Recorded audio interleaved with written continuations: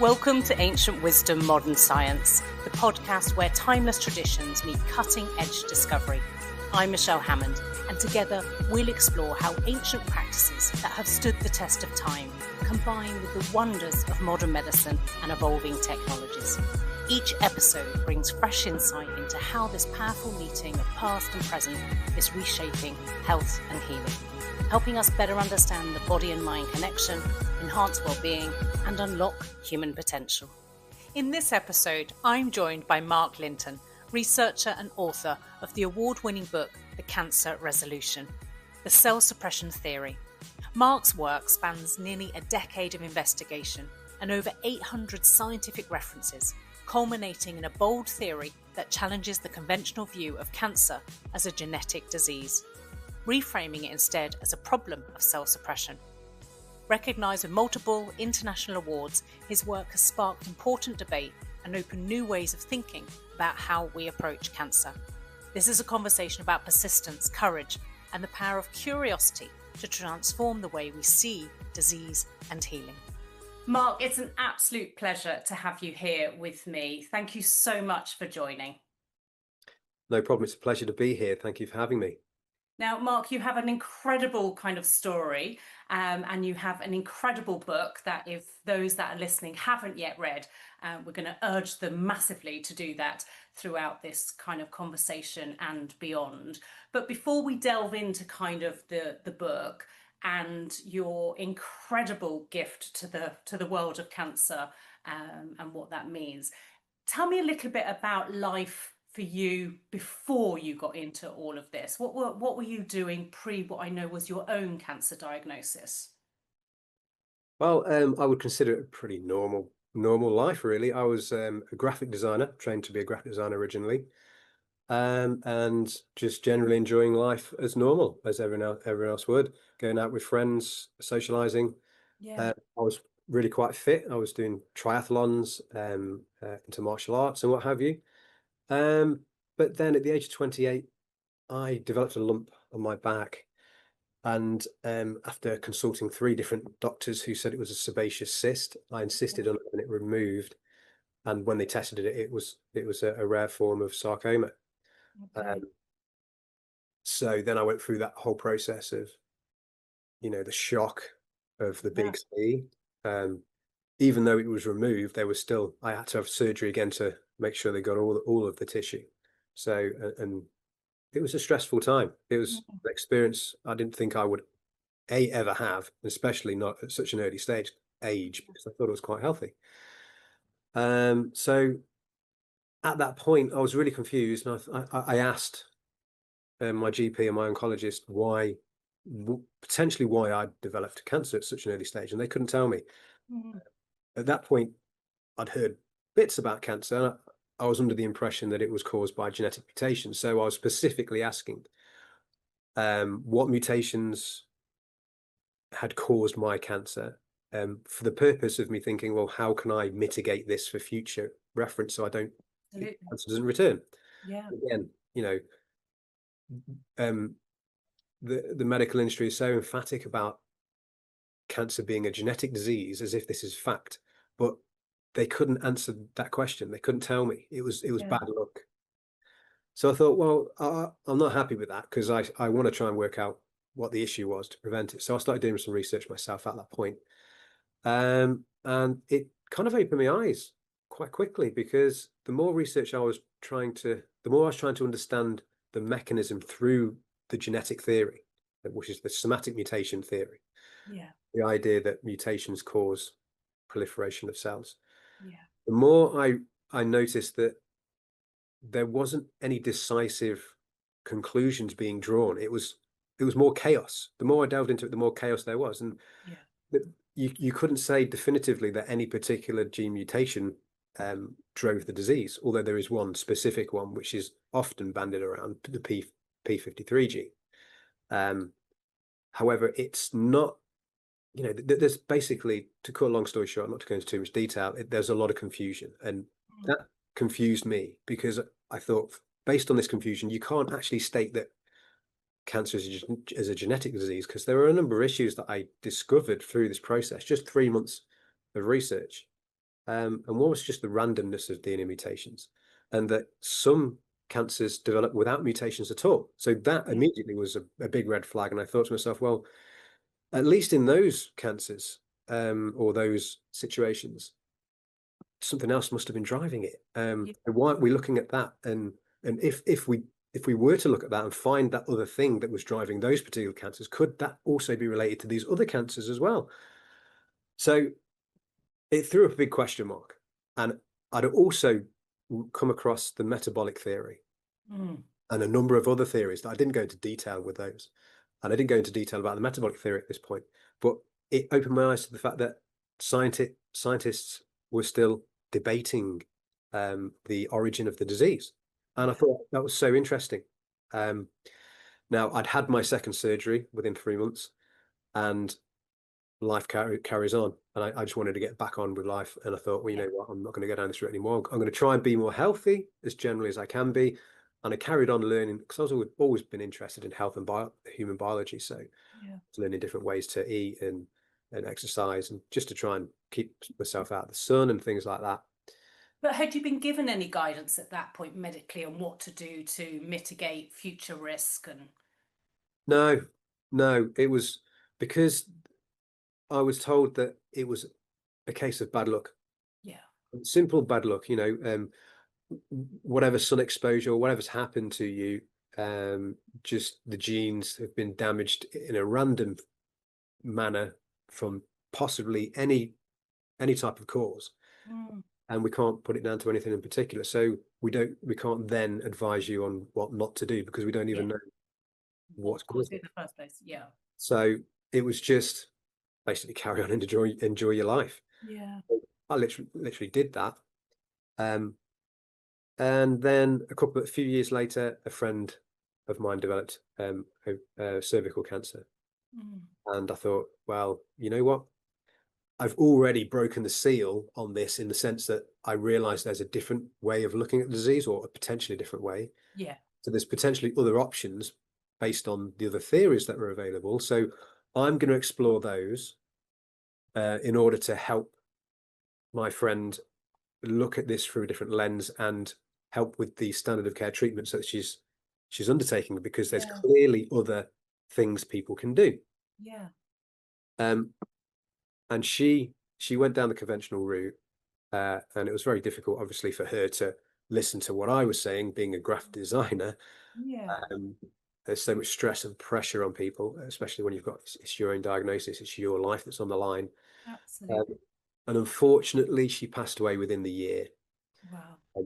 But I did an intense deep dive into cancer research, and I'd noticed during that time quite a number of shortcomings in the conventional approach as a result, and seeing how she was treated and what drugs she was being given, I kind of knew what the outcome was going to be 3 months before the end of her life, unfortunately. Yeah. It was really upsetting and so frustrating because I didn't feel like I could do anything about it. Yeah.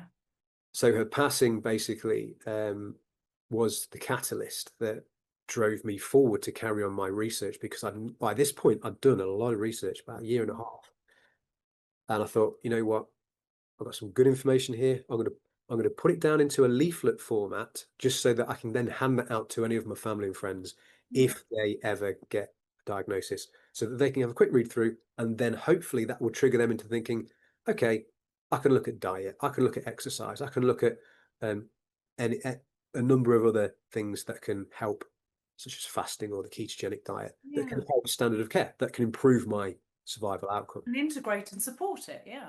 Exactly. So that's what I thought I was going to do. I was going to finish writing up what I'd just done for the last year and a half, but I did carry on my research, and then it went on and on and on. And 8 years later, I'd written a new theory. In between that time, I'd come to learn about many of the theories quite intimately, and one in particular, metabolic theory, and how the Warburg effect was significant for pretty much all cancers, especially all solid cancers. And so just explain the Warburg theory for those listening. Yeah, so this is the concept. So this is the concept that the energy system in a cancer cell is operating abnormally.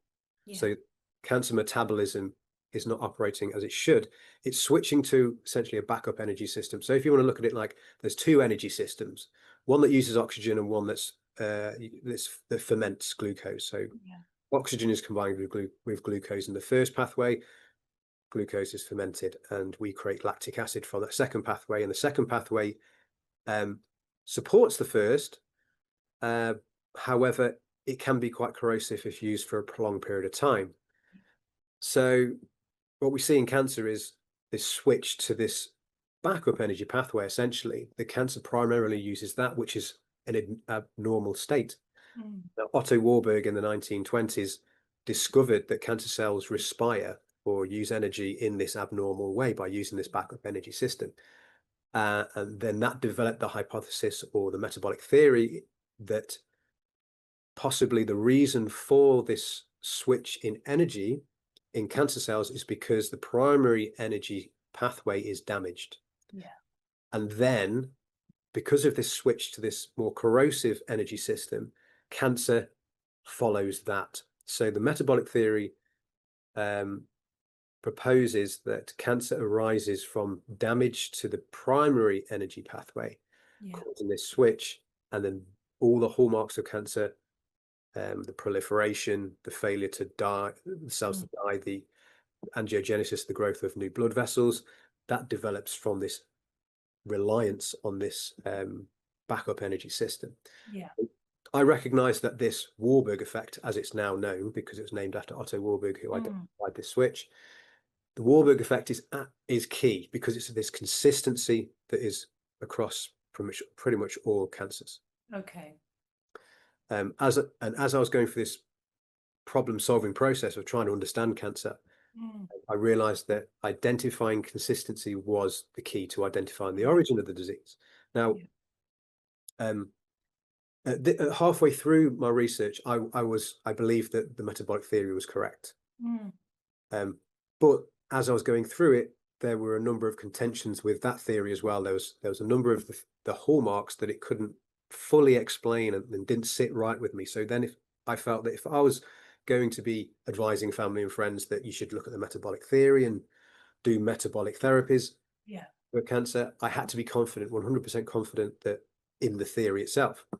So that drove me further and further and further to just research other things. In the background, recognizing that consistency is key to identify the underlying cause of cancer and that the Warburg effect is highly significant. And then later on, I sort of stumbled across a paper completely nothing to do with cancer. It was talking about infection, how certain infections arise, in particular talking about fungal infection, intracellular fungal infection. And there was a statement in that paper that set off a light bulb moment in me, really. And it stated, infection triggers a Warburg-like metabolic shift. And because I had the Warburg effect, this energy shift in mind and how important that was, I suddenly made the connection and I thought, hold on a minute, you're saying that in a certain type of infection can generate the same energy transition that we see occurring in cancer. Could this be related? And then I started pursuing that line of inquiry.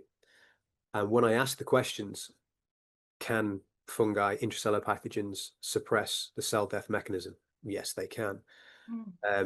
If they are not removed from within the cell, does the Warburg effect remain? Yes, it does. And if you just focus on those 2 points, what you've basically got, if you have a fungal pathogen in particular, and bacteria are involved in this as well as viruses and parasites, but I focus particularly on fungi. If a fungal pathogen remains within a cell and it's suppressing the cell death mechanism, and you've got this backup energy system of the Warburg effect, which is a proliferative state when it's in an extended, prolonged use, and you've basically got the growth of cells and a tumor. And when you start looking at medical literature, you have this correlation between especially radiological findings and pathological findings in histopathology where they're looking at potentially identifying cancer. Fungal infection tends to mimic cancer, so they produce growths that literally look the same as cancer, and it's quite difficult for clinicians to differentiate the two. Okay. They act almost the same. Wow. So that for me was like, well, okay, this is really interesting. I know correlation doesn't equal causation, but can I take this further? And I did. And I started speaking to Professor Thomas Seyfried, and like he's the major proponent of the metabolic theory. Metabolic, yeah. To get some idea of where I could go with this. And he said, look, Mark, if you want to develop a theory of any significance, you need to really have a framework to measure this against. And that framework would be the hallmarks of cancer. Yeah. So the hallmarks of cancer, these 10 hallmarks, have now been updated to about 14. But primarily 10 hallmarks that are the shared traits between all cancers. They all share these hallmarks that define them as cancer. Yeah. We go through this process of developing these hallmarks. So one would be a lack of a failure to initiate cell death, angiogenesis, so blood vessel growth, evasion of the immune system, unlimited growth, and what have you. So there's 10 essentially hallmarks, and he said every theory is trying to explain these hallmarks. Yeah. The metabolic theory, he argues, explains the hallmarks to a much greater and better degree than does the somatic mutation theory, the genetic theory. And proponents of other theories highlight the shortcomings of the somatic mutation theory in its inability to explain these hallmarks. So the more hallmarks any theory can explain effectively means the more likely that theory is to have identified or closer to identifying the underlying driving mechanism, the origin of the disease. Okay. Makes sense. Yeah. Yeah. So, so the metabolic theory, as I was looking at it and how I analyzed it through these hallmarks, can explain at least 7 of the 10. The somatic mutation theory, the genetic theory, can barely explain 2, which is very telling in and of itself. Well, it is, because actually, for those listening, the somatic gene theory is the theory that actually standard of care, particularly here in the UK, is based on, right? Yeah, so that's the thing that I really want your listeners to get, is that most people are looking to identify a protocol or treatment that's going to be effective. Okay, treatments are developed from theory. Yeah. Each cancer theory has its own treatment because each theory is identifying a different mechanism alleged to drive the disease. So if a theory is more accurate in the sense that it explains more of the hallmarks, then it's more likely that the mechanism it's talking about or shining a light on is a key mechanism that is driving part of the disease or the disease in its entirety. So therefore, you would want to use the treatments associated with that theory, because then those treatments are targeting the thing that is potentially driving the disease. So the treatment's going to be more effective.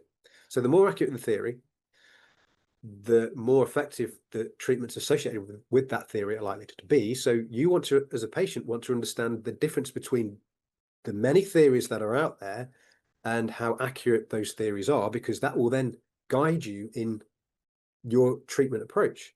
Absolutely.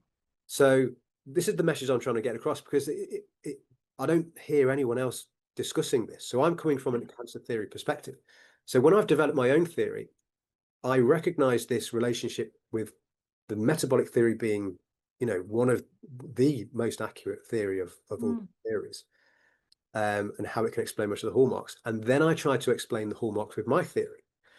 And what's happened is I've provided a comprehensive and coherent explanation of all of the 10 hallmarks. And my theory is the first to provide such a comprehensive explanation of all the 10 hallmarks, which suggests, bare minimum, that I've identified a key mechanism that should be targeted.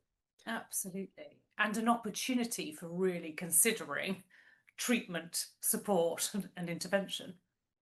Yeah. So, and I'm not saying that the lens through which I'm saying you should be targeting cancer is definitively the best way to do that, because like all theories at the moment, they're all unproven.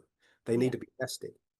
But the evidence is such that if you do adopt some of the key mechanisms I'm saying you should be targeting, it can improve your survival outcome. You can add what I'm essentially the protocol that I'm in the process of creating to standard of care treatments effectively. So so that's where we're at with looking at how to treat cancer from that perspective. And it's not just actually, just on the side note, as I went through my research as well, being as though I'm a graphic designer, I thought I've got to add credence to what I'm doing. And there were two things that I did. Was I noticed that there were at least 20 other features of cancer that you could be considered hallmarks, but they're probably not relevant to every single cancer. Okay. But major features like iron overload, and glutamine supplementation and various other aspects, that these need to be explained, but they're not explained by most of the other theories. You know? So, because for instance, if I came across this iron overload issue and someone then said, well, what about iron overload? I've researched this. How can your theory explain that? I would need to explain it. So I thought, well, I need to explain these things to have any greater credibility, and I have. So I've explained another 20 at least, more than that in fact, but I just list the 20 in my book, and I explain those as well, major features of cancer. But the other thing is I needed to get the theory out there, and I contacted Robin Daly from the cancer care charity Yes to Life. My favourite cancer charity. Oh, it's an absolutely fantastic charity. Robin's an incredible man. He is. And unfortunately also motivated by a tragic loss. Absolutely. And I sat down for the first time with my book, and we had a 4-hour conversation. I explained my theory to him, and he was skeptical. But he said, well, if you've got, it sounds very interesting what you got, because what you've explained to me has answered a number of questions that I've had for a long time. But if you've got something significant, we need to test it in a scientific setting. So why don't we do this? And he suggested we get together and we do a webinar where I debate 10 international cancer experts in front of a live audience of medical professionals. I present my theory, and then I debate them over the finer points of my theory and key issues about cancer. And at first I thought, that's got to be done. And then after the conversation and we'd switched off, I then thought, what have I got myself into? But, at the end of the day, the science needs to be strong. I need to have shown that I've written a theory that is robust and scientifically significant. So I said yes. And then in February 2023, Robin hosted the event with the scientific co-host being Dr. Robert Verkerk. And I presented my theory over a period of 6 hours. There was debate. Scientists and clinicians voted. There were just over 200 medical professionals in the audience. They could ask questions as well. And they voted throughout. I think there were 25 voting points. And the accumulation of the votes was 7.5 out of 10. One being 100% confidence in my theory, and 0 obviously being no confidence. And 7.4 it was, sorry. Which is incredible, Mark. Well, absolutely incredible. Obviously, I would like it to be higher, but I mean, I've got to stand back and go, look, I'm a citizen scientist. I've put this together in such a way that these scientists and clinicians have acknowledged the significance of what I've done. The extent that, I mean, there were quite a number of 10s in there for a number of the. There was obviously lower ones as well, but for these guys to accept it as they did was quite incredible, and really a wonderful moment for me, because that was 8 years of my life and it could have gone very different. But I mean, and just taking a moment to kind of really appreciate the magnitude of that. I mean, from your own diagnosis and the loss of a dear friend to kind of being compelled to sort of delve so deeply into the research that, the beauty of modern technology, as I say, is that we all have access to this information, don't we? But not everyone either has the inclination or the ability to read it, interpret, this data. And the fact that you've dedicated so much time done so much research, read through thousands and thousands of kind of, peer-reviewed studies and sort of insights, and have seen the gaps and seen the opportunities. And sometimes that comes better from the outside, because you're coming with none of the potential prejudice or pre-learning that those within the health profession may do, which is a bias we all have, isn't it? When we're, within our own sort of sector, we develop with time and experience biases that we may not sort of recognize. So to be able to come from the outside in and delve so deeply, interpret, learn, understand, and then be able to abstract information in the way you have, and it holds such credibility amongst that medical and scientific community, but also in the way that you communicate it and have shared it in the book and through the other sort of resources that you've done so, in a way that's really accessible for the individual living with cancer, is pretty incredible. Thank you. Yeah, it's nice to acknowledge that, because that happened quite a while ago, and now I tend to forget that happened, but it is really, really quite significant. Yeah. And from that, I'm actually now working with a number of clinicians and scientists. We meet every month. They're volunteering their time. This is how interested they are in theory. And the idea is we're working together along with Robin Daly from Yes to Life to develop an initial study, so we can test the theory and develop it from there. So there's a lot of interest. I've got a lot of interest on my professional LinkedIn profile, which is dedicated to scientists and clinicians primarily. Yeah. So it's very exciting from that point of view, and I've got a lot of good feedback, and clinicians are taking on board the work, and it's being discussed in conferences, and I've been invited to speak at conferences. So it's really moving forward. And well, you should be extremely proud of yourself. It's an, I mean, this is no mean feat, is it, to challenge the theory of cancer? And as we say, in and of itself, challenging the theory is good enough. I mean, this is great science, isn't it? This is what we're supposed to do, is we're supposed to challenge our thinking and, keep our minds open and curious to being wrong, and to what could be an alternative sort of thought process. But the fact that you've helped identify a theory that ticks more of those hallmarks and shows more of a potential why for cancer than any other theory out there at the moment, in and of itself is phenomenal. But as we say, from my point of view, and I'm sure yours, the exciting thing is what that then leads to in regards to the way we then re-standardize care and the way we integrate other practices, philosophies, and principles into the current standard of care to give people better quality of life and quantity of life.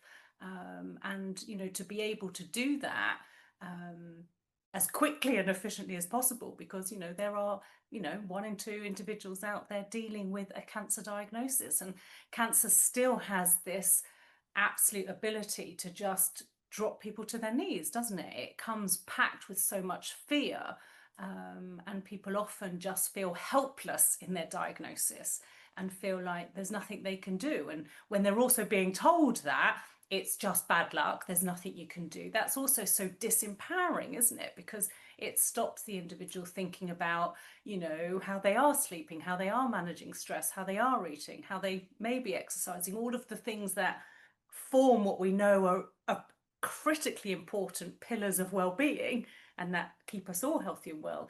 Those sorts of things are more important when we're in dis-ease. But if we've got a theory that kind of puts it as bad luck, or no foundation to what we know caused it, to what you can do differently, then kind of nothing changes. We kind of get stuck in this kind of no man's land. Well, this is exactly it. This is what I've tried to do with my research and my book, is to really have a broad look at the entire cancer industry and the cancer landscape, and explain it all in such a way that's easy and simple to understand for a cancer patient. I've written the book for essentially my family and friends, my parents and what have you, with them in mind, that they wouldn't need to speak to me or ask questions. So everything's explained as simply as possible. And that was really the mission for me initially anyway. I just wanted to understand the process. I saw the chaos that was that was there, the conflicting information from this side and that side. There's clear evidence to show that changing your diet can benefit you, but the problem I always had with all the alternative or complementary treatments was that there was no real explanation as to why they potentially work. So there was this level of a lack. You couldn't have 100% confidence the solution. So the driving factor for me was obviously the loss of my friend and me having cancer myself, but wanting to just make sense of it all. And that's where I think my background has been unique, and I've been able to do that, as you touched on a little bit earlier, because I've always been a critical thinker, and my graphic design background. Excuse me, just one second. I've got a cat that needs to get out. Bless her.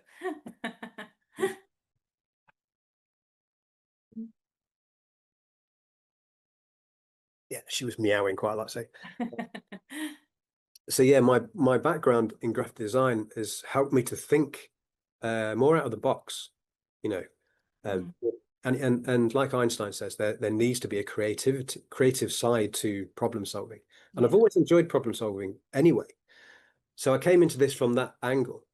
With graphic design specifically, you're given a brief, and I was always very good at when someone's explaining a brief to me, I can visualize quite quickly the solution as explained. But that's always done in the comfort of what you already know. Yeah. So you're almost operating in an echo chamber within your own mind. So, but what we're taught as graphic designers is to never go with your first idea. So you have to then sideline what you think is your best idea, and then go through research and try and find two separate solutions. So you come up with a second idea, you think, oh, that's great. Well, I've got to sideline that now. And so it's a way of getting you to think outside the box, constantly question what you're doing. And that brings a certain level of humility to your thinking, in that you don't always believe that you're right, because you've got to accept that your initial idea might not be wrong. And what you find is when you start looking at other ideas, actually, this is a better idea than the initial one you had. So it humbles you. And I think that has allowed me to critically think better. And I've come to understand more about how to critically think better. And what I also found with the medical industry is that while scientists have to critically think and be objective, that's what they're trained to do, the industry is not necessarily as objective from a problem-solving perspective as it could be. So if I wanted to go into the medical industry and I thought to myself, well, I want to solve cancer, I want to identify a treatment, I want to do something to improve the outcome for cancer patients, you would go into medical school, and medical school would then educate you in such a way that it would frame cancer as a genetic disease, because that's the perspective that is presented. So fundamentally, straight away, scientists and clinicians are starting from a biased perspective. It's the assumption that cancer is genetic. And so when you realize that from problem solving first principles perspective, that's a major error in the problem solving, because if that theory is wrong, then you're literally putting everyone down this route of trying to fit all the information within this failed paradigm, and you're only going to get a minimal amount of progress. You're never going to, solve the problem. So I recognized quite early on the randomness of the disease didn't fit with the consistency of what cancer was, and there were all these other reasons why I could go into later on, or I go into in the book, as to why there's so many shortcomings with the somatic mutation theory and why it's potentially wrong. When you realize that, you've got to really come back to this first principles idea of let's look at what we currently know and build upon that. And that's where I came to the idea of the metabolic theory, realizing that's cancer stem cells are so important. You've got this plethora of information out there in the medical literature, and you realize that actually most scientists are not operating from this perspective. They're not coming from the perspective of going into the medical training and going, we don't know what cancer is. It could be any number. Here are all the theories. What we want you to do is study this from first principle basis, and try and either generate your own theory or work with the theory that you think is the most accurate that's not happening. So they're coming And from. why do you think that's not happening, Mark? Just out of interest, Why what's do I think your that's experience so far? Why is it not happening? Just because that foundational belief is standardized and held as gospel, or why aren't more people shaking the root of kind of that theory? Well, there are a lot of people shaking the root of that theory, which is why there are a number of different theories out there. However, I think it's mainly because a number of things, but mainly because in the 1953, when the structure of DNA was identified, there was this euphoria about an excitement about being able to manipulate and understand the genetic code of human beings. It's like almost like that. It's the God kind of particle, or the God aspect of, if we can understand the genetics, we can manipulate or the human genome and create kind of like whatever we want, and also solve many diseases. The assumption already being in place that diseases are caused by genetics, problems with our genetics, because it's the blueprint of the human being.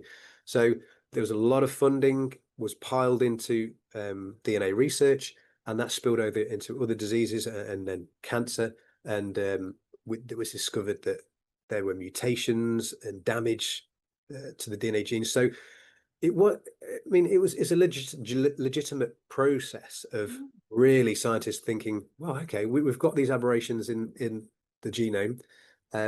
We know that genetics, we think that genetics actually control most of what we are and what we do. So it seems to be that actually it makes sense that genetics could be, or damaged genetics, mutations could be the major issue. So of course, then there were declarations from presidents and what have you to say, look, we're going to combat a war on cancer, and we're going to put massive amounts of funding. So you've got this now huge amount of funding going into all these drugs being created based on this perspective. When scientists are still debating what could be the underlying cause, and that's where all the money's gone. So you've now got this huge juggernaut, essentially, of funding going into this, supporting this theory, and it's a very difficult thing to stop. If you're a scientist and you want to genuinely help cancer patients, and it's being taught in the medical literature because the dogma has developed over decades, suggests that we do genuinely believe the DNA mutation theory is correct, then if you've got the choice of going into that and then or going into studying the metabolic side of cancer, when there's very little funding, it's very difficult. You're going to naturally progress into the easier area of research, and it's exciting. So that's really it. It's dogmatic thinking that has developed from that over decades and decades and decades. And there's a lack of funding elsewhere, but there are pioneers in other areas, such as Professor Thomas Seyfried and what have you, who are looking at the metabolic side of things and recognizing that we have to go down this route and challenge the dominant perspective. So it's dogmatic thinking, and I don't know, from I find, coming from outside the industry, that there seems to be a lot of ego science. Throughout history, it's been shown that the consensus view has potentially been incorrect. Well, has been incorrect. It's the only way we actually advance, isn't it? But it's taken quite a long time to overturn the consensus, and people who actually do make a difference have been ridiculed for a long time, and that doesn't seem to have changed. And I think that's partly based on the fact that a lot of funding for the scientists out there is based on reputation. So there's an irony there, in the sense that really scientists should be objective and they should be open-minded to being wrong. But if you express that you're wrong about something often, then your reputation tends to get tarnished a little bit, because it's your funding's right. withdrawn. Then your funding is withdrawn. So there's this horrible dynamic that doesn't support objective scientific discourse. Have you seen more? Because as you said, the metabolic theory has got much more power behind it now. More and more people are talking about it, and I know the British Society of Integrative Oncology, with sort of growing the number of kind of mainstream oncologists thinking more integratively, generally anyway, and that's phenomenal to see. Do you take hope in that kind of, it does seem to be something that people are opening their mind more and more to and becoming more and more curious of and more likely to open up, their thinking to? Yes, I see that happening fantastically in the last 5 years. Yeah. The understanding of the metabolic theory and different perspectives on cancer has skyrocketed really. Professor Thomas Seafood has done really well to get on a number of really high-profile podcasts. And in general, metabolic health, not just associated with cancer, but metabolic health is now become quite at the forefront of our understanding of health, as well as the microbiome. Yeah.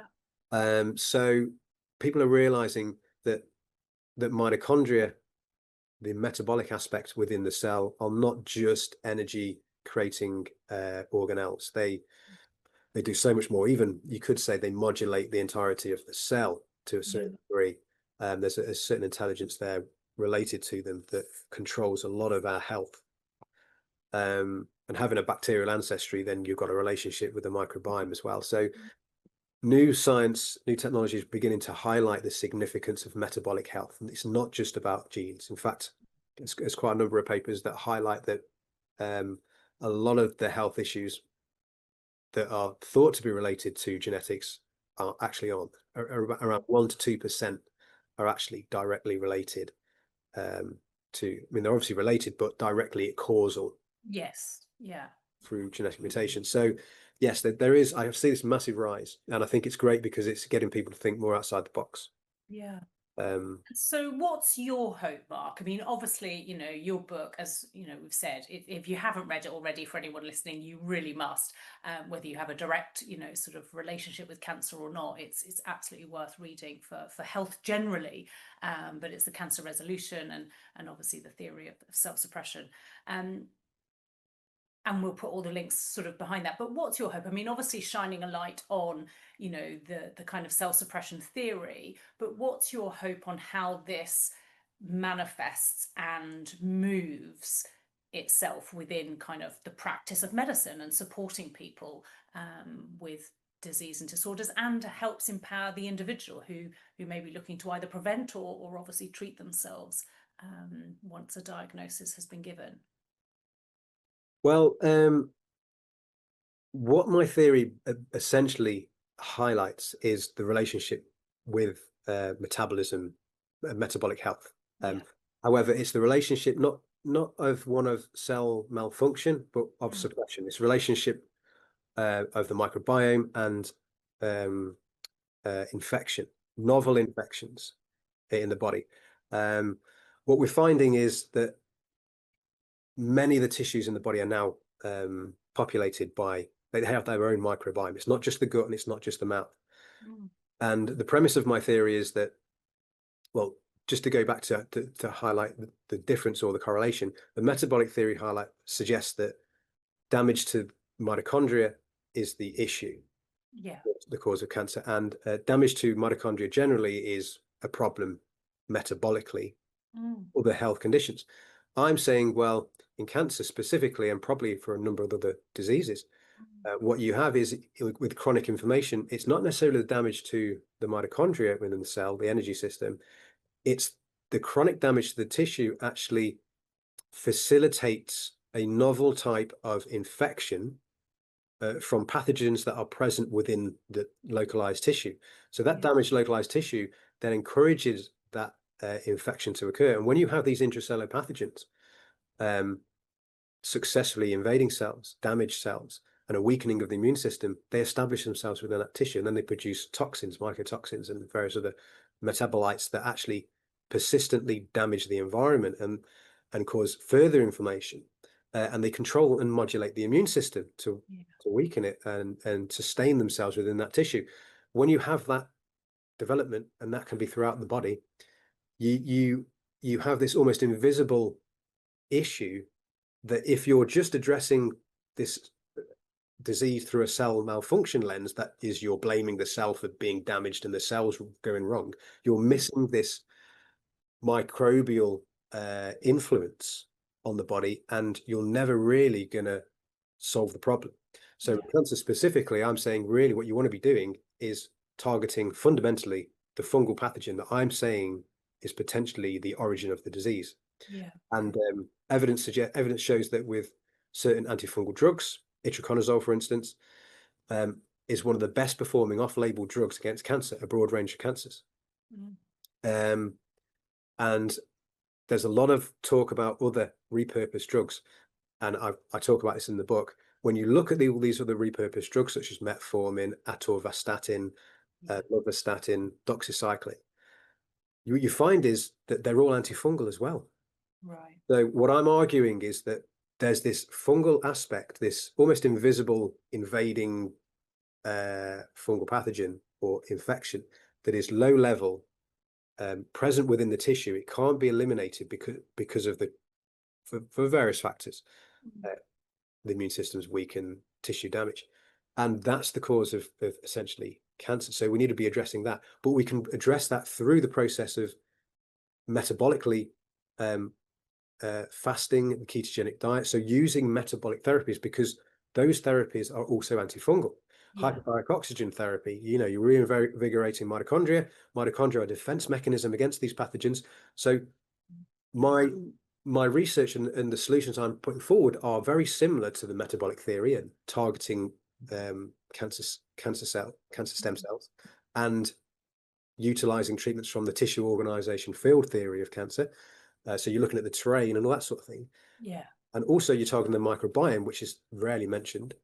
And it's all geared to a holistic view that supports all these other theories, but also adds this additional information on, or this additional target, which is you've got to address the fungal threat.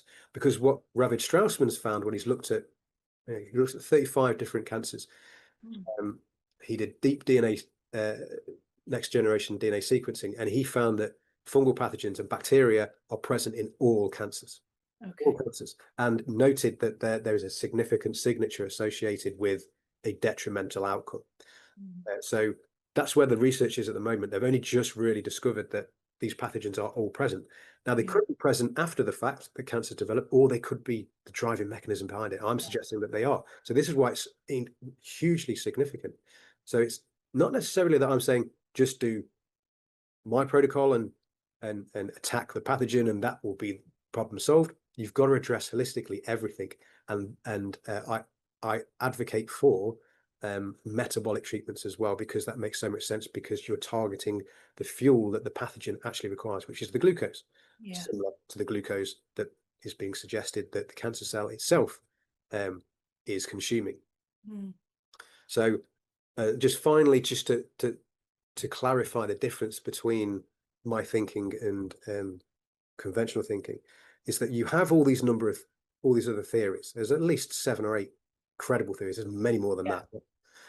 You have all these theories, and it sounds really complicated, and I don't really want to get involved in all of that. But what you break the fundamental paradigms down, and there's really only one theory, aside from mine, and that is the theory that cancer is a cell malfunction disease, right? So all these other theories, somatic mutation theory, metabolic theory, tissue organization field theory, cancer stem cell theory, viral theory, they're all under this paradigm of cell malfunction. What they say is basically part of the cell is damaged. That damage then drives the disease. So they're all, again, coming from this, I would say, this assumption. Then scientists are making a baseline error in the fact that they're making an assumption that the cell is at fault, cell malfunction going on. I'm saying, well, here's a paradigm shift completely away from that. It's not cell malfunction that's the cause of the disease, it's cell suppression, hence the cell suppression theory. And that is that the cell has been hijacked. Its mechanisms are being suppressed by this controlling set of pathogens. That then triggers the shift we see in energy system, explained by metabolic theory, and then everything follows from that. Which is incredible, isn't it? And as you say, it's a massive shift, but you can see what a world of opportunity opens up for both treatment and integrative complementary care, as I'm not an advocate for sort of pure alternative. Could the possibilities that could be available, and where that leads. And that's exciting research, isn't it? And that's exciting opportunity for funding, and for making a really marked difference, not just in cancer, but in all chronic, sort of disease. This opens up a massive opportunity. So from a practical perspective, Mark, based on your experience now and your sort of deep insight, what are some of the things for those people listening who are actively living with cancer or are supporting, sort of loved ones or clients within their community with cancer? What are some of the ways, in addition to their standard of care at the moment, they could be supporting themselves? Do you think that kind of is as kind of universal? Yeah, so it's difficult to say this over a podcast and generally, because everyone is, I know I hate it, I hate to say that everyone's different, but they are. Yeah. It depends on the stage of your cancer. Your microbiome is absolutely key. That is the one key aspect, because the microbiome breaks down so many complex compounds in food that then you can utilize for your health. And if your microbiome is dysbiotic, is reduced in number, and harbors a lot of pathogenic microorganisms, then you're going to have serious problems from there. And they generate inflammation around the body, which weakens and exhausts the immune system. And then when you've got that going on, you've got extra toxicity that goes to the liver. And then if your liver can't process that toxicity, then you just get this rolling ball of inflammation and damage, and that needs to be resolved. So it depends on age as well. So there's a number of factors, and obviously the type of cancer.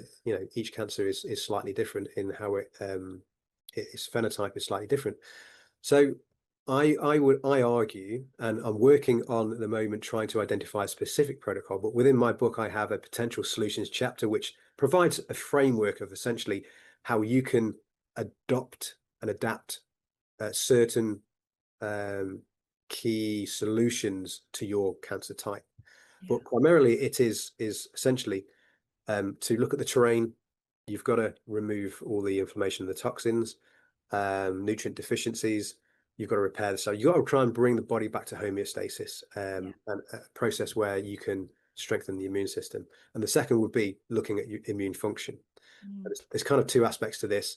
You want to optimize immune function, and there's various ways of doing that that might not be relevant to certain cancer patients, but others. So again, I wouldn't want to say anything general, but there's a case for potentially supplementing glutamine. Now, that is very controversial. Let me just say that first and foremost, because proponents of the metabolic theory say that a lot of cancers consume glutamine, so you would need to actually suppress it. But it's so nuanced, because the gut lining requires glutamine to sustain itself. And if you've got damaged gut lining, then you want to be supplementing with glutamine to bring it back, so that you can repair it. If you don't have a repaired gut lining, you have then all sorts of problems.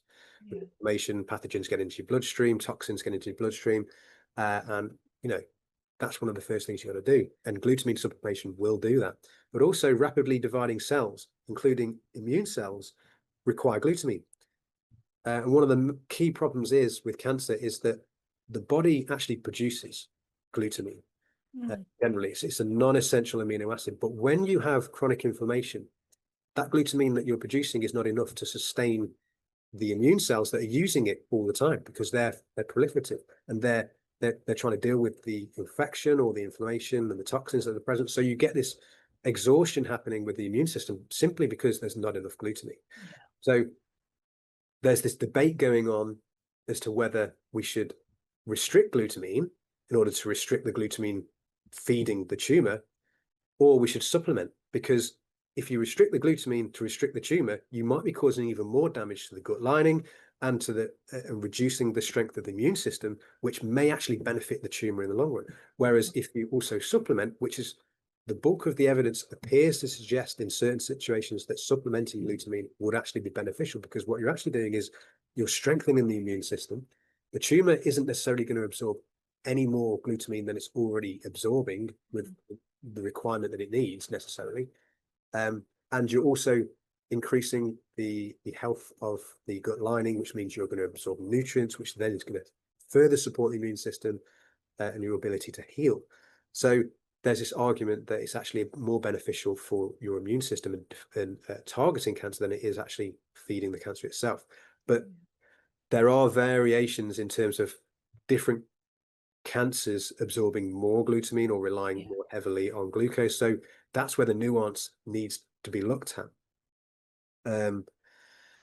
So there's that aspect of it. And then you want to be looking at the microbiome, as I've said. You definitely want to be making sure that's healthy, because that will control pathogens, that will help your body remove toxins.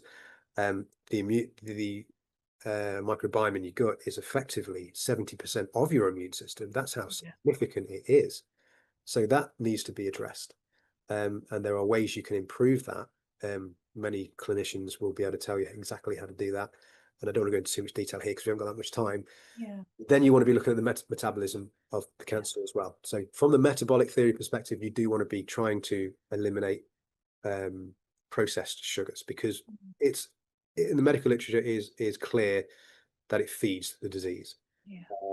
Simply because this switch in energy system, the cancer cell requires a much higher rate of glucose to sustain itself, especially as it's proliferating as well. So fasting, ketogenic diet in certain situations can help improve standard of care as well. So we see an improvement in the recovery from chemotherapy, from using fasting and ketogenic diet. So I'm certainly not saying don't use chemotherapy and radiotherapy, but we should be looking at ways of possibly reducing low-dose chemotherapy, possibly. Dr. I think it's Robert Gatenby has been looking at that, showing that if you actually use low-dose chemotherapy, it actually can benefit the patient even more. Combining it with all these other treatments then, or modalities, is going to help. So breath work as well. I mentioned hyperbaric oxygen therapy, even IV vitamin C. You can target the iron overload in cancer. So ferroptosis, a process of killing the cancer through pro-oxidant therapies. So using free radicals to attack the tumor itself. And iron overload is pretty much only present in the tumor. So it's a targeted way of actually damaging the tumor itself. And that would actually damage the fungal pathogen. And which is what chemotherapy essentially is as well. We say chemotherapy targets the DNA because we're looking at it from a genetic perspective, and that if you damage the DNA, then you're going to prevent the cell from growing. But actually, it's a pro-oxidant therapy. Anything that damages the cell generates reactive oxygen species, which are the free radicals that mitochondria produce, essentially, that can damage tissue and kill pathogens. It's a major feature of immune cells. They absorb or they consume pathogens, and then they bombard them with free radicals to kill them, break them down. So that's another step you can do. But again, this is all nuanced and needs to be explained clearly and in a schedule by your clinician. But they're all things to think about, and they're all things that I identify in the book. Also, mental health, critical. You've got to look at the mental connection to stress, a reduction to your immune system, and just generally being a positive mind. I mentioned the pro-oxidant therapies that are possible, chemotherapies, but also the IV vitamin C and hyperbaric oxygen therapy. But then really, what I'm trying to say is do all those things, bring the body back to homeostasis if you can, as much as you can, provide it with the nutrients so it can heal itself. However, look at it from the perspective, all the treatments that you are adding in, consider these two factors, that is cancer stem cells and fungal pathogens. If you're using off-label drugs, try and use the off-label drugs that are highly antifungal as well. And ideally, test. You've got to test. You've got to test for genetic issues. You've got to test for mycotoxins. That's one big one that a lot of people don't address, and is present in a number of cancer patients at high levels. You've got to, with that, you've got to then check your environment. Is this endogenous or exogenous mycotoxins? Is it from the food you're eating, or is it from the environment that you're in, that you're absorbing these toxins? And these toxins will completely destroy your immune system and prevent you from fighting cancer. So it's testing for allergies as well, and fungal pathogens. If you know what the pathogens are present in your body, then you can better target them, as I'm suggesting with my theory, that they're the underlying mechanism driving the disease. So that's pretty much it. There's no, from that, you've then got to then filter out what would then work for you from all those different steps, really. So there's not, I can't really sit down and say, just generalized. that, because it won't work for everybody. It needs to be targeted. And then, of course, just finally, I know I'm going on a little bit, but you have to consider cachexia or cachexia. I don't know exactly how to say that. And liver function. That needs to be considered as well. I think that's what, when I hear that, it kind of just always screams, doesn't it? And I think, you know, having been a complementary therapist for 30 years and now specializing in psychotherapy and traditional Chinese medicine, there's so much that kind of, to me, you know, the beauty, because I am massively scientific and evidence-based, so I'm a massive advocate for modern medicine, but I'm also a massive advocate for holding on for integrative knowledge and the ancient wisdom that helped us get where we are. And a lot of that is becoming more and more evidence-based, hence the microbiome. And, you know, even Hippocrates said all disease starts in the gut, didn't it? You know, this is not new sort of knowledge. But to me, that this is a really exciting opportunity to blend, you know, kind of this ancient wisdom and this knowledge about how to generally be well and to prevent disease, and to also have the modern technology and the advances in things like AI to really help get very prescriptive and personalized. You mentioned some of the tests then, you know, the fact that we can now see inside the body, the fact that we can run bloods, the fact that we can do, you know, sort of genetic sequencing, the fact that we can kind of test for a microbiome, the fact that we can look for deficiencies, the fact that we can test for pathogens.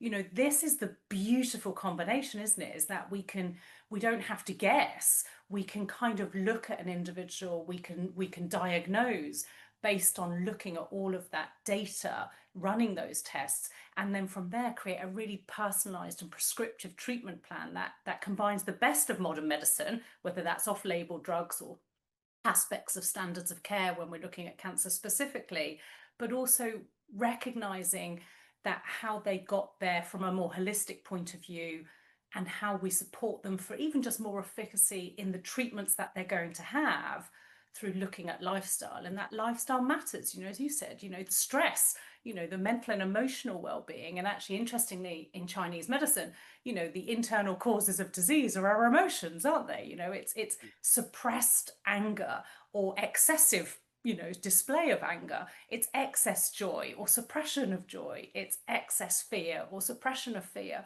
All of these kind of key emotions are, you know, from thousands of years ago written as causes of disease. We have external causes of disease, which tend to be more environmental. So wind, you know, damp, excess heat, all of those things that kind of destabilize that homeostasis. And then, of course, things like excess exercise or not enough exercise, wrong treatment, you know, wrong, you know, which now in modern terms we'd think of as, you know, potentially taking supplements that you don't know if you need, but you're just taking them because, you know, you've seen them in a glossy magazine or they looked pretty or someone told you that, you know, everyone needs them. And the fact that we've got this kind of ancient wisdom and we can look at, you know, that supports managing our environment, managing our social connections, being in nature, moving more, you know, eating well, locally organic sort, you know, sort of produce, and that microbiome resonant with what we eat locally to us, and how that resonates with us, and that connection, sleep, you know, a sense of purpose and drive, and the kind of what I consider the kind of core wellness pillars don't change, do they? And as we said earlier, in fact, they actually get more important when we know we're in dis-ease. We have to work even harder to find balance in them. But the beauty of having a deeper understanding in the potential theory of how a disease comes about, as you've done with the cell suppression, is if we can combine that technology of being able to find out exactly what's happening for you right now in your body, plus we're helping look at what's happening with you more holistically and how to maybe bring some balance back into your life. And we've got the right grounding to understand your specific sort of disease, then that's a beautiful triage, isn't it? And an opportunity to help someone get not just through the disease, but to optimum well-being. Absolutely. I mean, I couldn't put it better myself, really.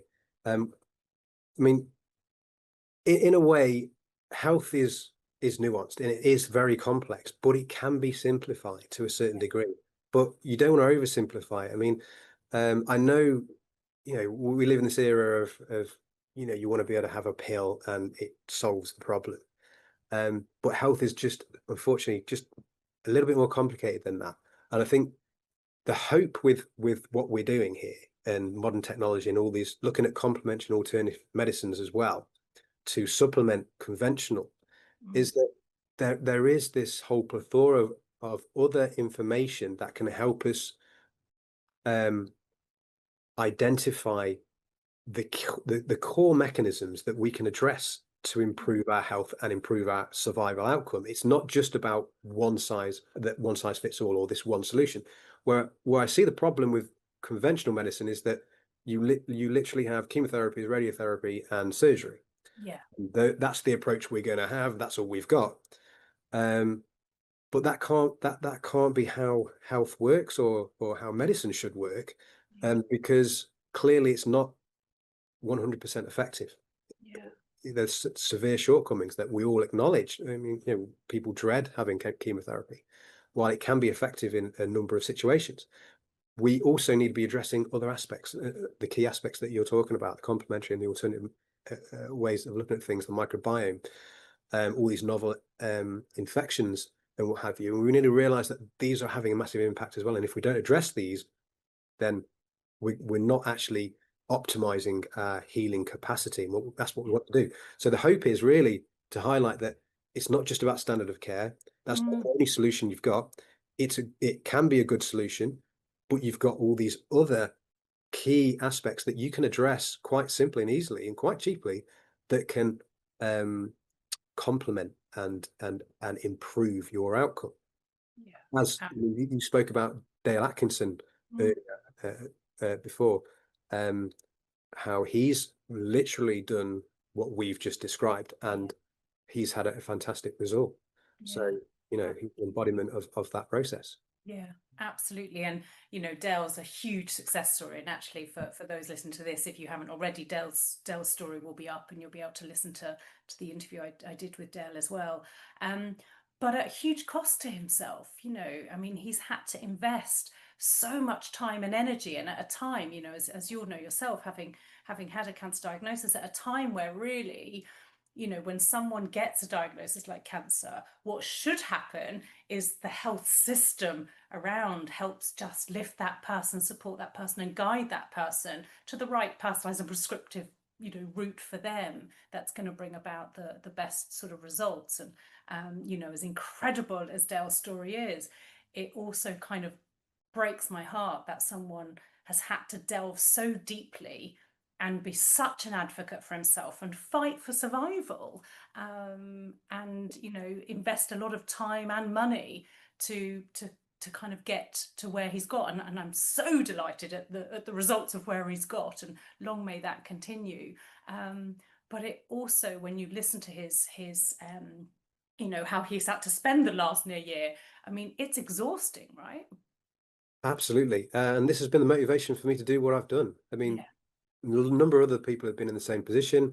Dr. Nasha Winters, Jane McClelland, these people have had to really delve deep in, and so many other people have done themselves, treated themselves in a sense, through this process of having to delve so deep. But patients shouldn't have to do that. But we haven't got the time and you haven't got the mental capacity necessarily to do all this and try and make sense of it all. So this process has been, for me, writing this book and everything, has been me trying to do all that for everyone. Essentially, is not to say that I've got the answer, but to try and accumulate and understand everything and make sense of it all in a simple manner and explain the landscape of cancer, where we're currently at, what the theories say, and what potential treatments to look at that are actually going to be beneficial. Because what I find is the somatic mutation theory is over there doing its thing. The metabolic theory is over there doing its thing, and everyone's advocating for their individual areas, where I think other people have mentioned to me that the theory that I've written, the book that I've written, is more a meta theory that actually encompasses all the other key aspects of the theories, and how to integrate that into a holistic approach or view of understanding how to treat the disease and adapt it to your specific cancer type. So yeah, I've tried to really, I think the message is shine a light and and declutter and provide clarity about the whole industry and what it is you should be essentially looking at and considering in your treatment approach. Yeah, well, it's an absolute incredible body of work, Mark, and I know it's years and years of, you know, kind of sweat and toil to have got there, but what an absolute thrill to sort of, you know, put that out into the world and influence the way that we think about cancer and hopefully the way we treat cancer, and support the individual with cancer moving forward. The cancer resolution, I mean, it's won awards already. I'm sure there are many, many more to come.